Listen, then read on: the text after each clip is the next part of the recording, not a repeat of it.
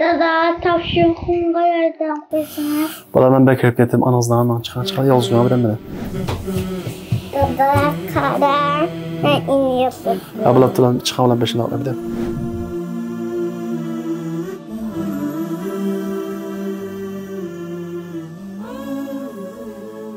3 yaşdan 9 yaşgacha bo'lgan bolalarning hayotida dunyodagi eng kuchli, eng yaramli, eng qobiliyatli odam ularning dadasi. Shuning uchun bu yoshdagi bolalar dadasining diqqatini tortish va yoki dadasining oldida o'zini isbotlash uchun qilgan ishini ko'rsatadi va yoki o'yinchoqlarini ko'rsatadi va yoki o'zining hayotiga tortish orqali, ya'ni birga o'ynaylik deyish orqali ota-onasining oldida, bo'libmi dadasining oldida o'zini isbotlashga urinadi. Chunki bu yoshdagi bolalarning nazarida ota-onasining, bo'libmi dadasining qoyilligi nihoyatda muhim o'rinda turadi. Chunki ularning nazarida ota-onasi dunyodagi eng yaramli inson. Ularning oldida o'zini isbotlay oldi deganlik, o'zining yaramliq ekanligini isbotladi deganlik. Shuning uchun bolalar biz uy kirgan vaqtimizda oldimizga yugurib kelib, "Dada, ma'ni qildim, dada topshiriqimga yordamlash va yoki dada birga o'ynaylik" deganligi, "Dada, menga ahamiyat ber, menga qara, bu yerda men bor, men o'zimni sening oldingda isbotlamoqchi" deganligidan iborat. Chunki bolalar o'zining qilgan ishlari va yoki o'ynagan o'yinlarda g'alaba qilish orqali dadasining qoyilligini qo'lga keltirishni nihoyat orzu qiladi. Agar biz ularning bu talabini qondirmasak, ular o'zini qimmatsiz his qilishga boshlaydi. Oilada o'zini qimmatsiz his qilgan bolada o'ziga bo'lgan ishonch bo'lmaydi. Chunki uning qilgan ishlari dadasining va yoki onasining diqqatini tortolmadi. Ota-onasi unga e'tibor bermadi. Bolalar ota-onasini bu xil pozitsiyaga takrar uchirsa, bolalar televizor va yoki telefonga bog'lanib bekinmachilik qarab mangadi. Bu ahvol shunday davomlashaversa, bolalar o'zini dadasini ilib qochadi-da,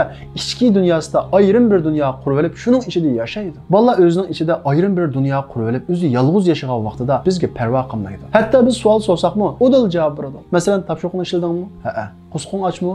Yo'q. Yoki ha. Maktabga bordingmi? Ha. Ya'ni biz bilan paranglashni aslo xohlamaydi. Chunki biz bolalar bizni talab qilgan vaqtida ularga tegishli narsani bermay, ya'ni tegishli bo'lgan diqqat e'tiborimizni bermay, oramizdagi bog'ni, mehr muhabbat munosabatini uzib o'tgan. Shuning uchun bolalar ichida ayrim bir hayot qurib olib, shuning ichida yashaydi. Bundaq bolalarning psixikasida bir qancha ahvollar ko'riladi. Masalan, birinchisi yolg'izlikni xohlaydi. Ya'ni kishilarga aralashishni xohlamaydi, ijtimoiylikni nihoyat tuvan bo'ladi. Bekor bo'lsa-mu sirtlarga chiqmaydi, uydan taloqqa chiqmaydi. Ikkinchisi, bu xil bolalarda o'ziga bo'lgan ishonch bo'lmaydi. Chunki uning qilgan ishlari ota-onasini qoyil qilmagan edi. Boshqalarni qandoqmi qoyil qila olsin, bu xil tuyg'u bilan o'ziga ishonmaydi. Uchinchisi, birinchi va ikkinchi omil qo'shilib, bolalarda ig'ir darajada psixikasi buzilish ahvoli yuz beradi. Ya'ni tushkunlik, hatto ig'ir bo'lganda hayotdan zerikish, o'zini o'ltirib xohishi shakllanadi. Demak, sirtlarda herib charchadik degan bahonlar bilan uy kirgan vaqtimizda bolalarga ahamiyat bermaslik, ularning gapini tinglamaslik, ularning ishlariga yordamlashmaslik va ayrim vaqt chiqarib ular bilan birga o'ynamaslik, ya'ni bolalarga beparvo qarash ularning istiqboliga ta'sir ko'rsatadi. Bu xil bolalar cho'ng bo'lgan vaqtida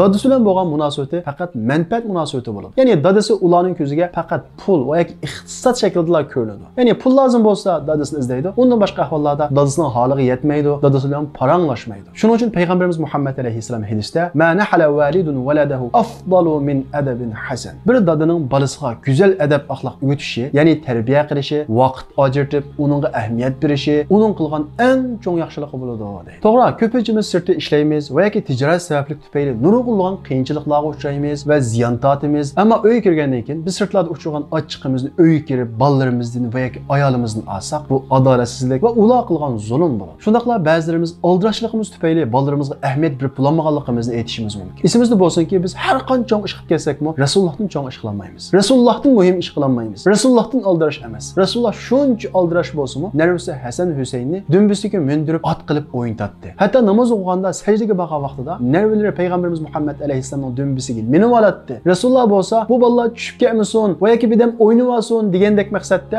sajdadan beshini ko'tarmay turadi. Hatto keyingi sahobalar Rasulullohga bir ish bo'lganmidi va yoki vahiy tushayotganmidi deb o'ylab qoladi. Namozdan keyin sahobalar: "Ey Rasululloh, nimishqa sajdani buncha uzun qildilar?" deb so'raganda, Rasululloh sallallohu alayhi vasallam Hasan bilan Husayn dumbamga minib oldi. Ularni azroq o'ynab olsin deb shunda uzun qildim dedi. O'ylab baqing, bir ibodatning ichida Allohning payg'ambari narvilari dumbisiga minib olsa, men degan namoz o'qiyapman, men degan Allohga ibodat qilyapman deb silkib ularni tushirmasdan bir ham o'ynab olsin. Ularni silkib tushiratsam bu namozga o'ch bo'lib qoladi. Ularning ko'ngli yerim bo'ladi deb sajdanimi, ya'ni bir ibodatni uzun qilgan. Hammamiz bilamiz, namoznimi ulug' ibodat yo'q. Payg'ambarimiz Muhammad alayhisalom ana shunda ulug' ibodat ishidimi narvilariga, ya'ni bolalarga ahamiyat bergan. Hatto namoz o'qigan vaqtida jamoatning ichidan kichik bolalarning yig'i ovozi kelsa, ularni qiynab qo'ymayli deb namozni tez-tez o'qib oxirlashtiradi. Bundan boshqa payg'ambarimiz Muhammad alayhisalom kichik bolalarga shu darajada e'tibor beradiki, kichik qo deb emas, xuddi cho'ng kishiga qanday muomala qilsa, ularga shunday muomala qiladi. Ularning haqqini beradi. Masalan, Peygamberimiz Muhammed Aleyhisselam bir qatım sorunda oturgan vaqtida Resulullah'ın o'ng tarafida bir kichik bola o'ltadi. Sol tarafida bo'lsa cho'ng sahobalar o'ltadi. Resulullahga suv keltirildi. Rasululloh suvni elib o'ng tarafida kichik bolaga avvalma cho'nglarga berishimga ruxsat qilamsa deb so'radi. O'ylab baqing, Rasululloh kichik bolaga hurmat qilib, ularning qimmatini his qildirib, avvalma cho'ng akalaringga, cho'ng kishilarga beray, buni ruxsat qilamsa, asli sen haqliq eding deb ularning haqqini berdi. Ammo u kichik sahoba Ya ey Rasulullah, sizden keyingi tuncu nöbetini hiç kim vermeyme dedi. Rasulullah bolsa o'ng tarafidagi kichik balaga berdi. Ondan keyin sol tarafidagi cho'ng sahobalar işte. Demek Peygamberimiz Muhammed Aleyhisselam kichik balaga mana shunday hurmat qilatdi. Ularni e'tiboriga olatdi. Shuning uchun Rasulullahning sahobalaridan 18 yoshli qo'mondan bo'lgan, 15-16 yoshli urush qatnashgan ana shunday buyuk ammo kichik sahobalar yetishib chiqqan. Çünkü Peygamberimiz Muhammed Aleyhisselam ularga e'tibor berish, ularga qimmat berish orqali ularni o'ziga ishonish va izzat tuyg'usi bilan yetishtirib chiqqan. Texi bizda bolalarga yumshoq gap qilsa haddidan eshib oladi. Bolalarga qapqimizni ochmaslik kerak deydigan mushundaq jahiliyatning gap so'zlari bor. Allohning elchisi Peygamberimiz Muhammed Aleyhisselam o'g'li Ibrohimni quchog'iga elib suyatdi va uni purab yidlaydi. Bir kuni Peygamberimiz Muhammed Aleyhisselamning qishig'a Hasan Husayn narvisi keldi. Rasululloh ularni quchog'iga elib so'ydi. Uning qishida Aqra ismli bir sahoba edi. U kishi Rasulullohning narvalarini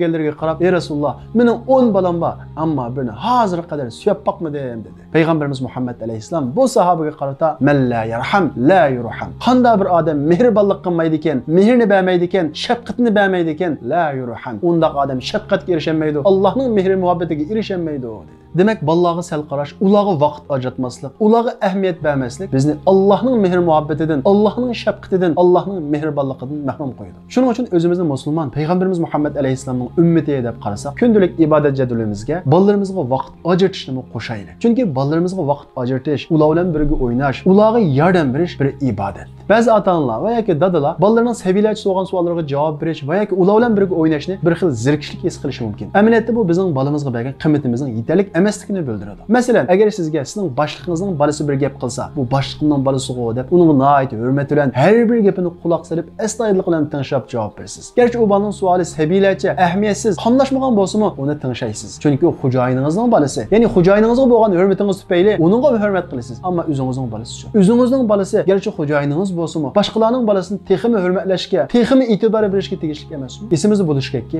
bolalarimiz bizga berilgan Allohning omonati. Oddiy bir shaxsning va yoki bir boshliqning emas, koinotning yaratgan Allohning bizga topshirgan omonati. Ularni qadrlash, ularga hurmat qilish, omonat egasiga hurmat qilganlik bo'ladi. O'zini musulmon va yoki dindor deb turib, bolalarga ahamiyat bermasa, ularga parvo qilmasa, bu aslo va aslo musulmonga loyiq ish qilgan bo'lmaydi.